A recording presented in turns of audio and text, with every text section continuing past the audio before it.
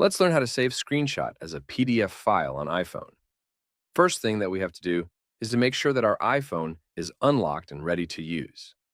After that, take screenshot of the thing you would like to save later as a PDF by pressing power button and volume up button at the same time.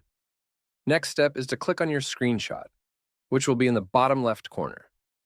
That will lead you to your screenshot, and what you have to do next is to click button done, which will be in the top left corner. Clicking on the button will open you menu with options, and you need to choose Option Save to Photos, which will be the first one. After that, go to your gallery and find your screenshot. Click on it, and you will see in the bottom left corner Export button, which you need to click in order to open a new menu. New menu with various different options, of which we need to choose Option Print, which you can find almost at the bottom. That will lead us to another menu where we can adjust printing options.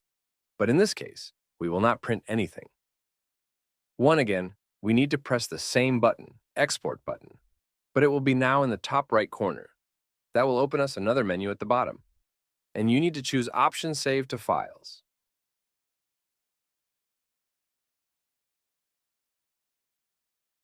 After saving it to Files, exit Gallery and open Files on your iPhone.